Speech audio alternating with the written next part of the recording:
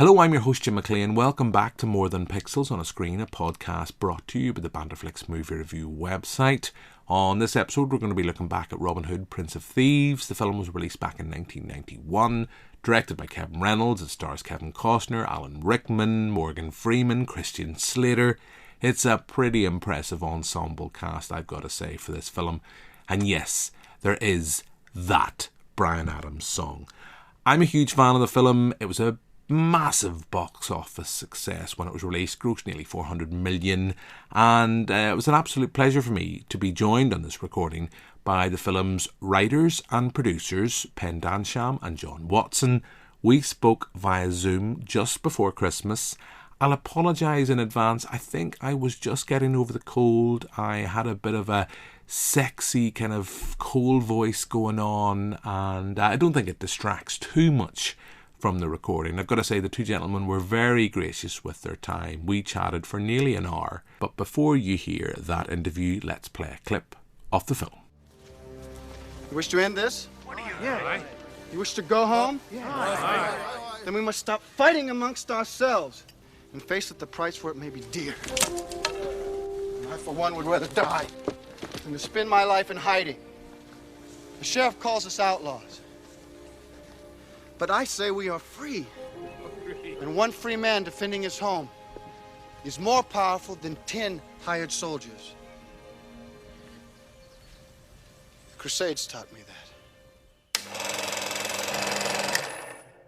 So that's a clip of Robin Hood, Prince of Thieves, and I'm absolutely delighted to be joined by the film's writers and producers, Pen Densham and John Watson. So hello to you both. This is an absolute pleasure for me because I'm a massive fan of Robin Hood, Prince of Thieves. I think I was 9 when this came out, and I don't know, I know we'll maybe touch on this, but I don't know whether I should have seen it in the cinema or not, because I remember at the time I think it was a PG when it was released, and I went to see it in the cinema, and it might have been the first time I seen an F-bomb or heard an F-bomb in the cinema. I came to this from the Disney Robin Hood, so this was something completely different. So I'm going to come to you first, Pen.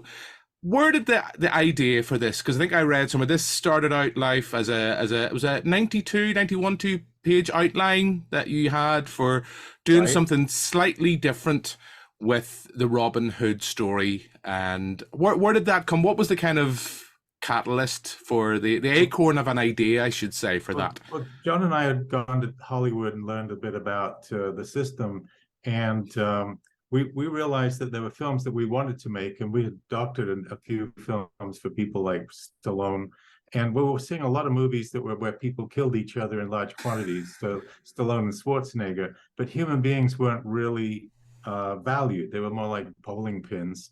And we've both been making films that were optimistic and heartfelt. And I had the original idea, which was one line, which was Robin Hood a la Raiders. But I also looked at it that I wanted to make a film that valued life. I called the negative films takers of life, and the positive ones were about makers of life.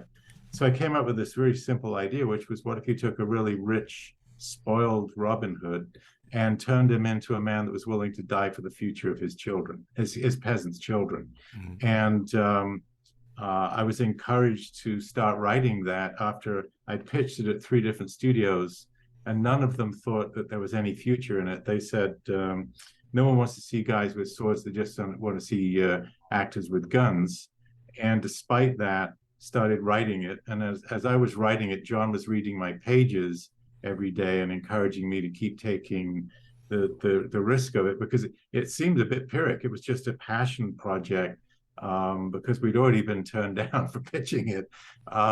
And then when I finished the pages with John's overview, he also then started going in through my pages and working his own magic into the characters and into the dialogues. And so we sort of overlapped each other, making the screenplay. And at the end of it, we heard that now Fox was going to make a Robin Hood. And we thought, oh shit, we've written the script and we're not going to get anywhere. But luckily, we put it out to the community, and there was a bidding war, which John and I both participated in, trying to figure out how we could stay in control of our movie. Could I ask you, and just to bring yourself in, John, as well, into this, into the chat, your writing partners. So what's that process like? Before we kind of get into specifically, I suppose, Robin Hood and talking about the screenplay for that, what is that relationship like with yourself and Pen? Well, I would say, by the way, we both grew up in England, so Robin Hood was kind of in our DNA. Mm-hmm. We kind of both grew up playing swords and arrows in the forest. So, I don't think any two writing partners are exactly the same, and I don't think we ever wrote anything in the same way that we did Robin Hood. Penn wrote probably the longest ever outline for a movie, and it was not traditional outline. He filled in dialogue where he thought of it. He had, a lot of character evolution beyond what is normal in an outline. And then I had an intensive few weeks where I just went through his outline and started turning it more into screenplay form. Mm-hmm. And we didn't actually work together that much on it. I mean, it was started with Penn's inspiration and I took over. And then when I was finished with my screenplay, we had very brief interchange to kind of fix it, to get it to where we wanted. We were so much in sync in that process. And the first few people we tested it on jumped on it and encouraged it. And we were coming out of a writer's strike in Hollywood. So there was a hunger for movies at the time. And our agent felt very strongly that we had a real chance to sell it, in spite of the fact that we'd been rejected during the script making process. Normally, you asked about the writing process. Normally, we would sit in the room and hammer things out together and put ideas on the wall and organize it scene by scene. This was different. Could I ask why? How you felt that? I know you've touched on that a little bit, but how you felt that was different compared to what you'd done previously? Well, it was just the way it evolved, and I just think it came into Penn's head in a very clear form. And my sitting with him and second guessing him or debating it was not going to help the process. Let him go with it. Let him run with it. And Penn can speak better than that. But I think that you just hit a flow, right? Yeah. There are things Jim, I call life scripts, which is where something you're impassioned about it. Sometimes you don't even know what will come out of it, except you have a certainty that if you go forward, things will create. And there were two issues that were really important to me. One was having had the privilege of having had a child with my wife, I looked at children as something incredibly important and special. And in this particular case, I wanted to write about I ended up writing about a cesarean operation, which is how my son was born, and putting it into the movie because I wanted to write a humanistic film. And also the second idea, John and I were very influenced by a movie called Why Man Creates, which was a short film that won an Oscar by Saul Bass. And there was one little thing in it, which is where he creates this pyramid animation of humanity. And in the 1100s, he had this thing that the Arabs invented the zero. And then someone says, what's that? And someone else says, nothing. But that always stayed with me. And I always thought, what if you took a sophisticated, eloquent Arab and put him right with all these ragged-ass Englishmen, and you end up there was Arab doctors at the court of the German king at that time, and the Arabs had astronomy, and so why not give them a telescope? And they had the Silk Road, so why not give them gunpowder and open it up a little bit? But also the philosophy of two people who are absolutely enemies was very key to me. Because having raised a kid, I'm looking at how much love and effort it takes to raise a kid and the frustration of seeing people killing each other for philosophy. I wanted to write a story where the philosophy actually never interfered with two people learning from each other's strengths. Yeah, because one thing I did want to ask you both was that the character that Morgan Freeman plays within the film, was that always there from the outset or early on in the project, or was that a case of Morgan Freeman is available and we now could have get this actor in? Because you kind of think of star power and getting projects made, but you're saying that was there early on? That was very much the original philosophy of the movie was to put an Arab in Robin Hood. But John, I think, should speak to how we cast Morgan. I think he was more involved in that aspect. Well, yeah, I think it was we had pitched the idea, I made it sound like Penn just sat down and started writing the outline. We had been pitching it around the studios and being rejected. So that was an early idea as part of our pitch, was the idea of putting a black Muslim character into the story and starting the movie in the Crusades. Part of the legend of Robin Hood included that Robin of Locksley had gone to the Crusades. So we kind of thought that was a good kickoff point. He comes home to discover that his home had been destroyed.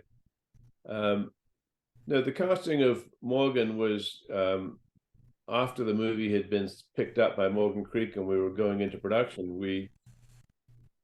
Morgan had been in a movie called Streetwise, and he was gaining some notoriety. And what was the name of the movie where he played the chauffeur? Driving Miss Daisy. Driving Miss Daisy. Yeah. So the combination of the sort of gentility of Driving Miss Daisy and the sort of badass element of Streetwise made him seem like an immensely appealing character, and he was bowled over by it. He just said he was so knocked out that anybody had thought of putting a black character into Robin Hood, and it was turned out to be a pretty easy sale. Yeah, and I will come to the casting, but I've rewatched the film because we did it a couple of weeks ago actually on the TV show. We did it on our TV show. We talked about it because, as I say, I grew up with this film, and you look at the cast, and I'll come back to this. I mean, the cast is just an impressive ensemble, of just actors that were either kind of just you knew at the time, or actors that were very much on the way up as well. I want to come back to something you've both said, and I know in my typical rambly way, I keep saying this, we will get to talk about the film, but what did you both learn from that rejection process? That you said that you pitched the film, but it was rejected, but you kind of persevered with it. What I suppose there's two elements to my question. What kept you with that drive to persevere, and what did you take from that rejection process that you've carried with you in your career to date? Well, I think the thing that I've learned, and both John and I have taught at various times, and John teaches right now at USC, is that passion is a driving force. And I really wanted to create this project, and because there were messages in it that I felt that I wanted to bring to the community. And so one overcomes rejections if you're so passionate that you try and figure out, okay, they said no. What do I have to do so they'll say yes? And I call that sometimes building a bridge backwards. And I think, part of writing is also voice. And being, as John said, he freed me to write from my voice. So it was to take the rules of what you're supposed to write out and then see and I say to people, write dangerously, which means write to the extremes of what you can create and see how that is, because that's going to have your own nature in it. It's going to have language in it that you wouldn't have normally written because they don't want that. And so my first draft was very much that. And I had pitched it at Disney, Geffen, TriStar, and all of them had said, no way. There's no market for historical movies. And, so sitting down to write it, I had to be encouraged to take it on. And the fuse was lit, was just saying, if you start, we'll help you. And John, was there to give me encouragement. And we've worked that way a few times. I did a film in Southern Ireland called Mull Flanders with Robin Wright and Morgan Freeman. And John was my producer on that movie. And he said to me, what are you seeing? And I said, I'm seeing a very big movie. We got a very small budget. And he said, just go for it. I'll make sure we get the movie on the screen. So sometimes having that passionate support as well as your own passion lets you take risks. And so writing that Robin Hood, which seemed to be a waste of time because it had already been told that it wouldn't sell, it was because I needed to write it. And I also had failed to write another script many years earlier because I'd heard that Thunderheart was getting made, and I had a script which had a Native American and a detective from Chicago working together, both of whom needed to go through a kind of growth process. When I heard Thunderheart was getting made, I stopped writing it and Thunderheart didn't get made for 4 more years.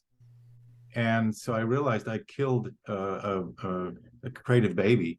And then it took me years and years trying to get back to that place where I could actually create it. I did finally write that script, and it's still something I'm trying to get made. Years later, the themes in it move me gigantically. I tingle when I work on that script, which is crazy, but I like that. Yeah. And, you know, I guess, you know, I know we will, as I keep saying, we want to talk about the film, but you've mentioned, I think it was yourself, Pen, said at the time there was another film, a Robin Hood idea was in development by Fox. I think was there 3 in total, including your own at the time, that were in a kind of pre-production stage or were in the process of kind of getting made. So how... I think, well, John and I get, John's memory sometimes is so much better than mine, but there was no Robin Hoods. I remember it vividly. Yeah, good man. Yeah, John, go ahead. I think the value of rejection is that it forces you to analyze how serious you are about a project. And I think, you know, Hollywood tends to make the same movie over and over again. And the idea of doing something set in medieval times, you know, the reaction was typically men in tights in the forest. You know, why don't you put it in the future, or put it, you know, make it sci-fi? And the rejection forced us to analyze it, and we realized how committed we were to it. So while I was in the writing process, my house was being remodeled, and I moved in for a few nights into my agent's home. And he came home one night and said, "So what are you writing?" And I said, "I'm writing Robin Hood." And he went, "What? Why are you writing Robin Hood? John McTiernan's going to make that movie at Fox. You know, he's my client. You know, stop. Don't write it." I can't stop writing, you know. I mean, Penn's got this whole outline. It's like, we're nearly there. It's going to be great. And to his credit, he completely supported the movie when we were finished, and found himself in a bit of a conflict, I guess. But you know, ours got made and John McTiernan's didn't. So there you go. That was the odd timing of it all. And the third project was, we were actually scouting in the New Forest where we ended up shooting, and another production was scouting at the same time in the same forest. And that was a movie that was made by TriStar. It ended up being on television, and that got made too. Can I ask you both, you know, you were talking about the project, it was rejected, and you started to see it kind of mothballing into becoming a reality. How did you feel? Can you look back to that time, kind of, it's kind of think pre-Bryan Adams, etc., of when the film started to be and it became a reality? Like, were you always going to produce this? Was it going to be a case where you were going to write and produce, or is that the way you operate as producers and writers? Was that It all happened very quickly. When we finished the script, our agent sent it out. He had to send it first to Paramount, where we had a first look deal, and they took it seriously and had a lot of internal debate. But the time ran out. I think they had 24 hours or 48 hours to decide, and so we went out to the industry, and it was Valentine's Day 1990, February the 14th.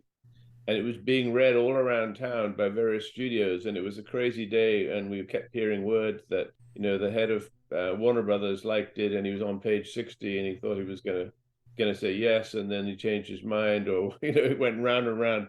An insane day. I remember I was out at dinner when the agent called and said, "No, we actually have 2 offers." And so Penn and I put our heads together and tried to figure out which of the 2 offers we were going to accept. Do you want to pick it up from there, Penn? Well, yeah, I mean, one of the things about this process is I knew Steven Spielberg's development person. We'd met her working with another company, and so I slipped her the script, and then she phoned our agent and told him that Steven would be reading the script, which got him very excited, which motivated him to send it out to lots more places. So again, one doesn't necessarily get to these goals without making an effort behind the scenes. We also heard that Warner Brothers was going to take it and offer us an enormous amount of money, but they were going to give it to Joel Silver and take us off the project. We heard that 20th was trying to buy it from us, but they were going to kill it so they could make their own one. And there was one company called Morgan Creek who seemed to be interested in buying it for less than Warner's, but that they would allow us to come on board as producers. And John and I produced movies together since we started making short films in the 70s, and we'd been Oscar nominated for our short films. We had then become film doctors in Hollywood to Stallone and others.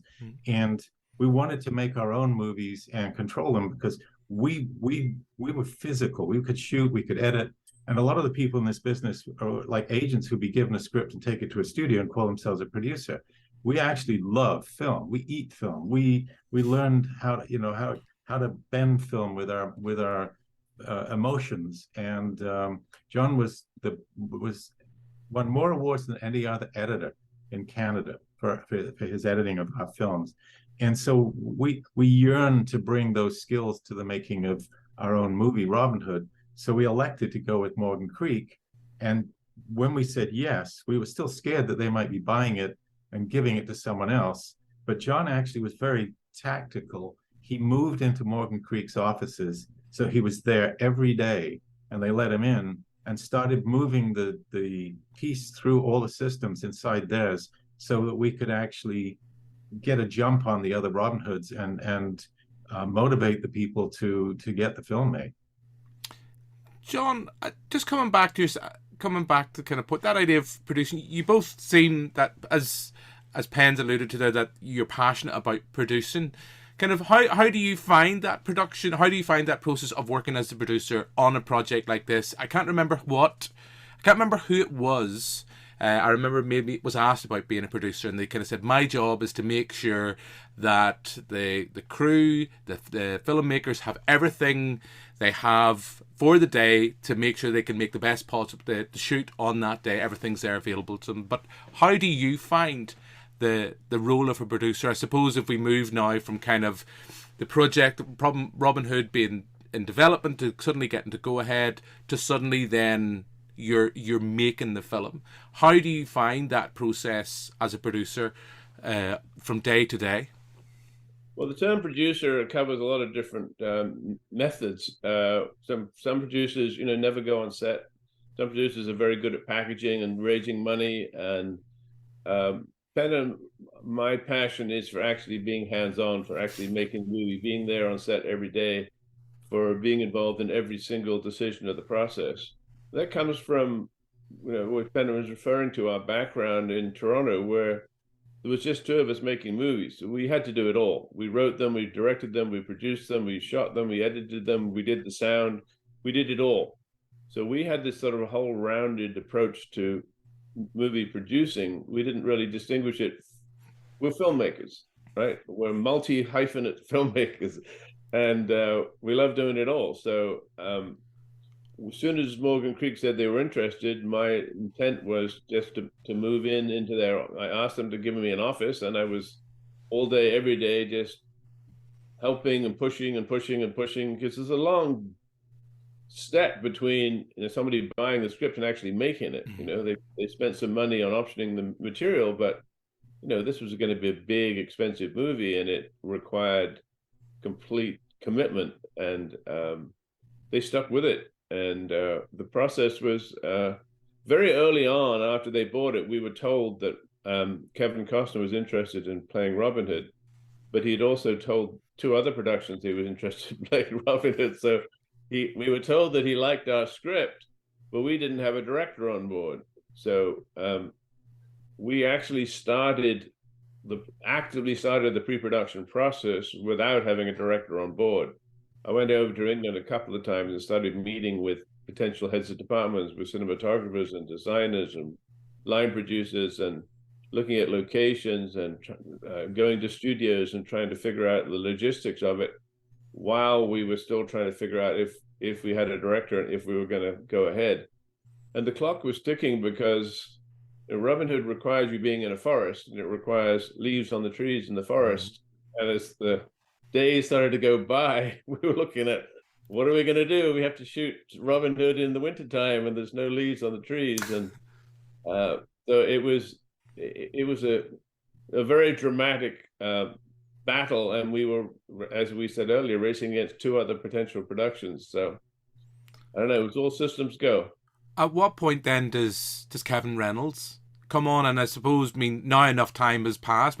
Were there other filmmakers that you looked at potentially, and then what at the end was it that settled on on Kevin Reynolds. And I guess you might have already alluded to the answer when you said time was of the essence, John. Well, I don't know two. if I can recall all the filmmakers we went to. I know that Martin Campbell was one who went on to great success with Bond movies and Zorro. He came in to meet, and we couldn't convince Morgan Creek that he was the right guy. Kevin Reynolds expressed interest very early on, and he'd worked on a movie called Fandango with Kevin Costner before, and we knew they were close. But he was on a movie at Universal that he thought was going to be a go movie. But we kind of knew that if we could get Kevin Reynolds, we'd had a real good shot at getting Kevin Costner. And there was one Friday afternoon where I was doing my rounds, and I called Reynolds and I said, "Hey, how things looking?" And he said, "My movie here, I don't think it's going to go. We run into a real problem. I'm all in if you want me." So I called Morgan Creek, and we arranged a meeting the next morning, which was a Saturday morning, at the hotel where Jim Robinson stayed. And Kevin Reynolds and I went down there and told them we were all on board, and we were on a plane to England that same day to start. When we had like 3 weeks at that point, I think it ended up being 4 or 5 weeks, but like 3 weeks before the start date that we were hoping to hit in order to get the weather right. Running at warp speed, I guess, in that sense. I'm surprised. For me, I've got so far, we've been talking for about just over 20 minutes. Alan Rickman, right? And I know there's probably a question you guys, from a writing point of view, you're probably by now tired of answering, but I have to ask that question anyway. But just, you've talked about Kevin Reynolds and Kevin Costner coming on board. Alan Rickman, I remember the 9-year-old self. That was the performance, the boo and hiss. Now, when I think of the late, great Alan Rickman, I do think of Hans Gruber. It's coming up to Christmas time, that Christmas tradition. It's not Christmas until Hans Gruber has fallen from Nakatomi Plaza. But also, around Christmas time, Robin Hood is always on the television. It's always a film I will sit down and watch.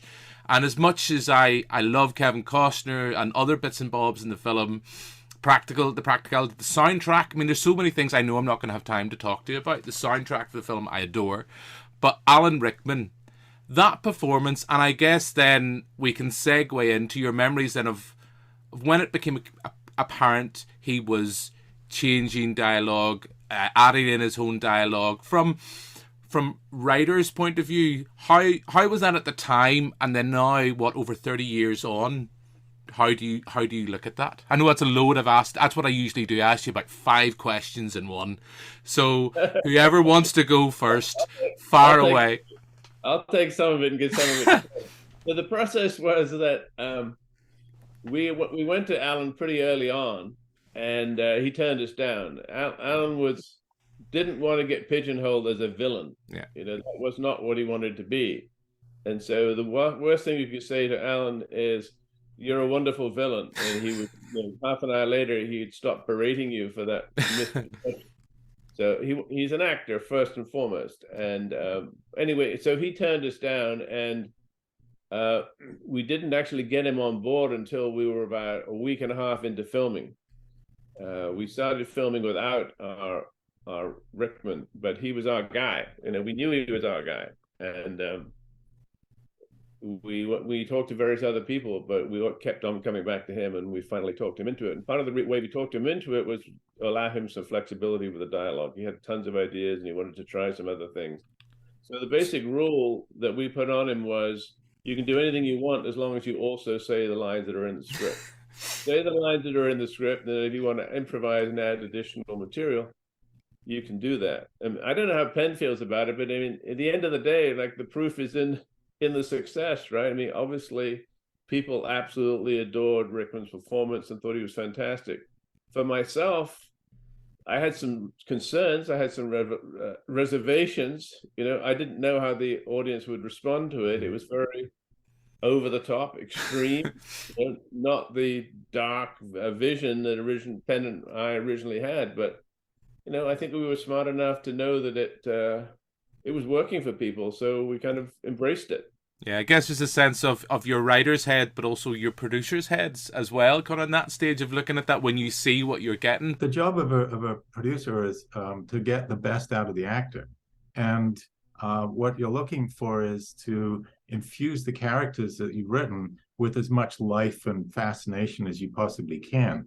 Plus, we ended up taking the final edit of the movie. And so we did a lot of work with the improv lines that Alan had come up with and molded them so that they were the best flow based on our. Also, we had audience responses from tests to see how much you could get into the Monty Pythonish kind of things and still keep a real life form going through the character, so that he was still a fear and a villain enough to be a foil. Because if I say no one would remember David if Goliath was 5'6", so you had to make sure that the Sheriff of Nottingham was still evil while he was funny and the threat. Otherwise, then the heroics would fail and Robin would be winning against nothing. So we worked very, very hard to make sure those dynamics were successful.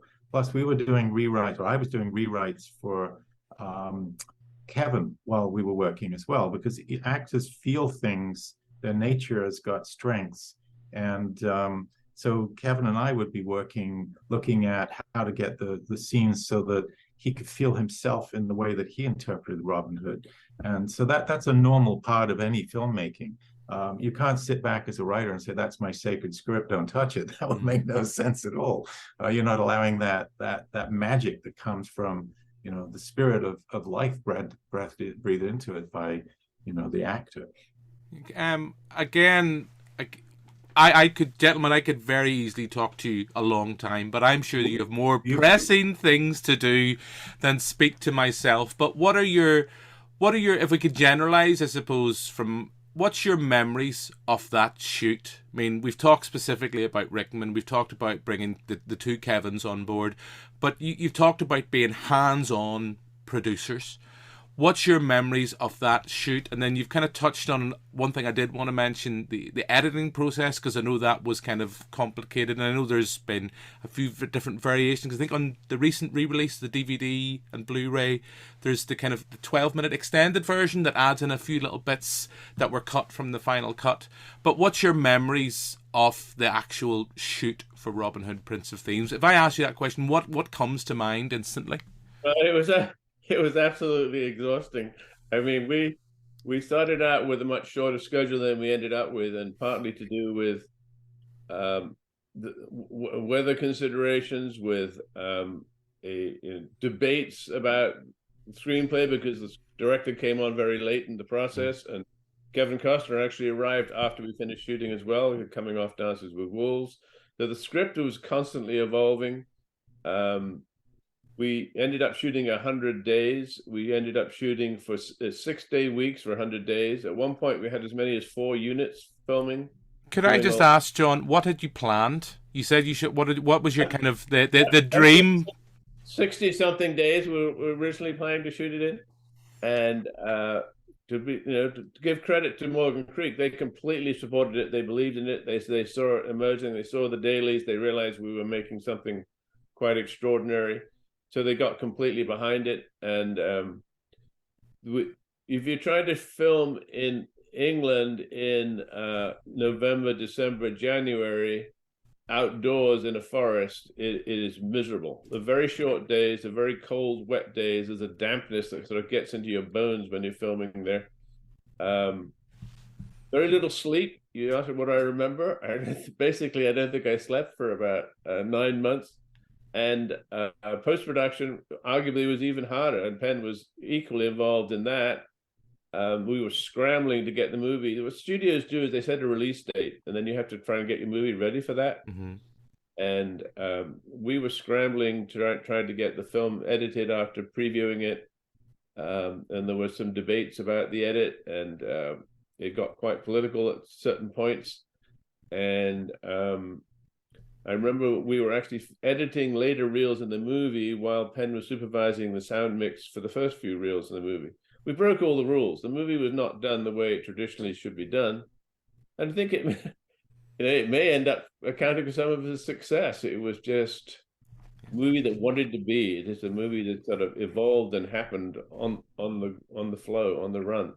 Yeah. Pen, yourself, your memories of the shoot, and as John alluded to, kind of the post production. Well, it again, as John says, this movie had a lot of people contributing it, and some of the things were Michael Kamen's score was just phenomenal. I think the movie would be half what it is without that stirring, vibrant, very very emotional score. Very much like the original Robin Hood with, well, the original. It's not. There's no original because you keep going backwards. But Errol Flynn's again. And also we were seeing Costner was becoming more and more successful because of Dances with Wolves, which again, it was called Kevin's Gate when he was working on it. People were making fun of him because they were sure he was going to lose his shirt. And the movie became the best picture. And so, these imprecise sort of guesstimates of what the world would be, how it would receive something. We went into Robin Hood editing after Kevin Reynolds had elected to leave the film, and there was a very very important moment to me, which was Kevin had shot the birth scene that's in the movie with little John's child being born, but had never edited it. And I was in a room with the heads of the Warner Brothers and said, "Can I have a go at editing this thing?" And the movie was already over length, and technically you don't want a lot of extra length in a movie because you get less playings a day. And I got permission to go edit that scene, and we went to a screening with the heads of the studio, and they're frightening honchos. I mean, they're the power source. They're the demigods of our world. And then with the financiers, we screened this 5-minute scene of the birth, and I was sure they were going to say, no, this is not going to get in. And the two heads of the studio are sitting down in front of the screening room, and they're talking to each other. And I go, oh shit, this is so important to me. I really felt the movie's heart was in that birth scene. And they turned over and they said, we screened Doc Hollywood last week, and there was a birth scene in that, and the audience loved it. Put it in. And I felt like I'd won the movie that I wrote. Brilliant. And it's all thanks to Doc Hollywood, which is a film I love. And there we go. And I will not even pull on that thread and go off on another 10-15 minute ramble about Doc Hollywood, because that's not what we're here to talk about. John, I do want to wrap up, and I want to ask about kind of when you became aware the film was a box office success and kind of being able to reflect on that. One thing I want to ask you both. You talked about this was not the process for, not an ideal process for making a film. What did you guys learn from this that you have took in those 30 years since that you have brought to future projects? What did you learn from Robin Hood, Prince of Thieves that you have took with you and carried with you within your careers? For me, it's believing in your instincts and sticking with it, despite all odds. There are plenty of people out there who are telling you things are impossible, and there's nothing like a few rejections to get my blood boiling and make me even more determined to press ahead. I think we've always broken the rules. We've always tried to do something that was a little different than what everybody else was trying to do.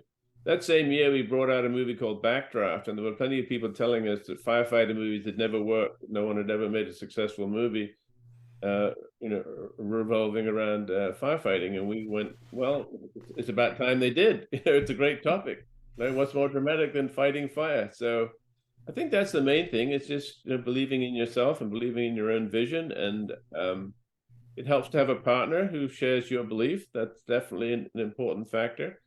So I don't know, just don't let anybody tell you that it's not commercial. I mean, it clearly turned out to be commercial. Yeah. And, because of many, many factors, I think the heart and soul of it, as Pen has referred to, is probably the number one factor. Going up, we made a series of films that had a similar theme, I would say, of a group of people getting together to fight evil and going against impossible odds and succeeding. I think that's a theme. And I think that the humor that we got from the film, primarily from Alan Rickman, contributed a lot, and to a certain degree, to our surprise, as we said earlier, and I think we embraced that and went with that. You mentioned the one F-bomb in the movie. and that was classic because we weren't really sure that it would work. And Christmas later uses it as we tested it, and the audience went crazy for it. They loved it. So and you're allowed one F-bomb and can keep a PG-13. So that enabled us to, get our juice going for that. The thing that there was a couple other things which are great fun. There was discussions of possibly John Cleese playing King Richard at the end of the movie, and I went out of my way to pursue Sean Connery through his agents and rewrote the scene at the end so that there was something there. And Sean ended up doing it as for a charitable donation to his hospital. And I was convinced that if he appeared in the movie at the end, it resolved the film emotionally, and set up a situation where the audience would feel like the whole movie made sense and had a great sense of completion. And I'm stunned that the film is still playing to audiences to this day. We didn't set out to make something that would last this long, but it's wonderful that it does. And the joy of it is still finding people who, like you say, 9 years old and saw it and are still watching it. It's quite remarkable. Absolutely give credit to Penn for getting Sean Connery. It was amazing. And so he calls out and said, we can get Sean Connery as long as we shoot on this one day where he was going to Rome to visit with the Pope, and he had to be back in LA, and he had this one day that if we could figure out to do it, we could get him. And it was somewhere late in November, where we knew there was basically no leaves on the trees anymore. So in the end, we ended up physically taping leaves to trees and having people off camera with buckets full of leaves and throwing them. So those leaves you see falling, the beautiful fall leaves falling, it's all an illusion. There's people standing on ladders off. That's the magic of cinema. Yeah. That is the magic of cinema. It's like John Carpenter with Halloween. I mean, they weren't shooting around Halloween. I think they were shooting in the summer, I think, when they made that film, and it's a similar kind of idea. So this is all part of the magic of cinema. Because I had one of my things I had written down, because I had read, Pen, that you weren't fussed on John Cleese. You did want Sean Connery in that role. So now, I mean, what is your memories of that day and that making it happen, beyond the beauty of people throwing flowers and having someone being designated that day to literally stick on flowers onto trees? I'll talk at it from the passion's point of view. I thought John Cleese would cause the film to feel like it was all a Monty Python skit. Yeah. And as much as I loved him as a character in his world, I felt that was a failure. Plus, I'm not very courageous, but I phoned up Mike Ovitz, the head of CAA, which is like phoning the Vatican and demanding to speak to the Pope. And I'm asking him to give me one of his major stars, because we had no budget left at that time. And I'm begging him to give me his star, and I'm saying he can't have a credit, because if you put a credit on, then the whole movie, everybody's going to be waiting for Sean Connery to turn up. And we don't have much money to pay him, but I promise you it'll be a piece of film history. And I'm doing that because I'm passionate. I so believe in that movie that I'm willing to stick my neck out, and rewrote the scene. They came back and they said, yeah, give us $1 million and he'll do a day. And you go, no, you don't understand. There isn't $1 million. And, he ended up where the negotiations went on, but we actually got him for a donation to his hospital in Scotland. And that's one of those things where, don't start something you don't believe in, because you won't do these things which are outside of your norms. But it was so important to me for everything we were doing, and for the belief that this film had some kind of emotional purpose, that the Arab and the Christian side by side was meaningful, that a man learning to die for the future of his peasants' children was meaningful, and it was all wrapped up in entertainment. And that's why I was able to have the courage to go fight for Sean Connery when it seemed totally impossible. I can do the impossible when I'm so freaking passionate. But you can swear, Pen. Go on, you can swear. I'm not sure about. Yeah, okay. So when I'm so fucking passionate, that's my message to anybody that's a creator. And John and I both want to inspire other creative people. It's very important to us. We are the result of other people supporting us, people putting their beliefs into us when we were young filmmakers. And the difference between being supported or not being believed in can make the difference of not doing something that could be great. Robin Hood exists because I was encouraged to write it when it seemed impossible. I mean, I can't think of a better way to end this. And I had a few more questions, but I think that's wonderfully profound. Just way to finish. It's a lovely way because people want to tell their stories and they have to have the courage to tell their stories. We talk about that here locally in the Belfast scene. The local scene here has just kind of went, off the stratosphere in the last few years in the wake of the success of Game of Thrones. And filmmakers here are now getting the opportunity to make films they might never have had to do, and not even film with crews and point of view. So I can't think. I mean, I had intended to ask one last question about your memories of when you seen the film just become such a box office success. But your memories just of that and kind of. I will ask that question because ask that question because here's the thing: we're in New York. We're premiering the movie, and my son, who now writes for Netflix science fiction movies, he said to me, "How come those people hate you, Daddy?" Because he was reading the reviews, and the reviews on Robin Hood in many cases were unfriendly. And it was, a lot of complaints about his accent. Although in that period, you were probably speaking French if you were a nobleman. So, the idea that Kevin's accent was an issue was laughable to me. The proof of the pudding is that the movie still continues to a heart and a soul that touches people. And, a lot of that is also credit to Kevin, who played it the way that he felt the movie should work. And, his instincts are what makes people, I think, come back all the time. Yeah. And John, you're the same question to yourself, and I shall let you go. There's a little article framed on my wall that says "Movie Mogul Comes Home." So I went to Yeovil in Somerset, where I grew up, with my mom and my little boy and my wife, and we saw Robin Hood in Yeovil town at the Gaumont Cinema, which no longer exists. And the only time in my life I was sitting next to the local film critic from the Western Gazette. The critics don't normally sit with the filmmakers, right? So let's talk about, and the title, I don't know, you saw it said "Movie Mogul Comes Home." So I certainly never perceived myself as a movie mogul, but in Yeovil, Somerset, I am, or was then, perceived as a movie mogul. So that was kind of a very, very special moment from, going back to the place where I was playing bows and arrows in the forest with my buddies, to actually screening this film in a full theater in Yeovil town with the film critic next to me. Brilliant. Pen, I thought you had a lovely way to end this interview. I think John has topped you, I'm afraid. I apologise. Gentlemen, you have been very generous with your time. This evening for me, this morning for yourselves in LA. Thank you very much. It has been an absolute pleasure.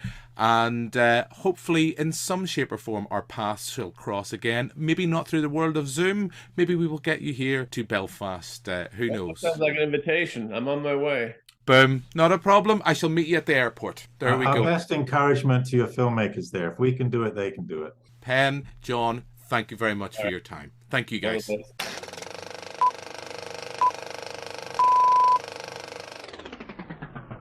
So that's my interview with Pen Densham and John Watson about Robin Hood, Prince of Thieves. Hopefully you enjoyed that chat. On the next episode of More Than Pixels on a Screen, we are going to be back in the studio. I'm going to be speaking with local filmmaker Adam Neeson, and we are going to be talking about Rob Zombie's The Munsters. It's available on DVD, Blu-ray and various VOD platforms to rent or buy here in the UK. And if you're in the States listening to this, you can seek it out on Netflix there. So you've that to look forward to. And as an added incentive, I'm going to be speaking to one of the film's stars. That's Daniel Roebuck. I got a chance to speak to him via Zoom. So make sure you subscribe so you don't miss that episode and any future recordings of More Than Pixels on a Screen. And maybe while you're at it, you might want to check out the Banterflix website, where you'll find the links to our TV show on NVTV here in Belfast. You will find the back catalogue of this podcast in its various guises over the years. You can read some fantastic reviews and features by talented contributors here in Northern Ireland.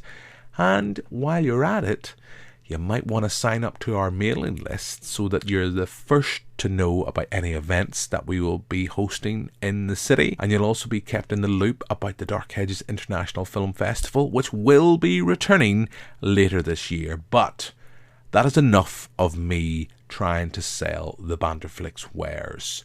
All that's left for me to do is once again thank you for listening. I'll be back with another episode of More Than Pixels on a Screen pretty soon. But for now, until then, goodbye.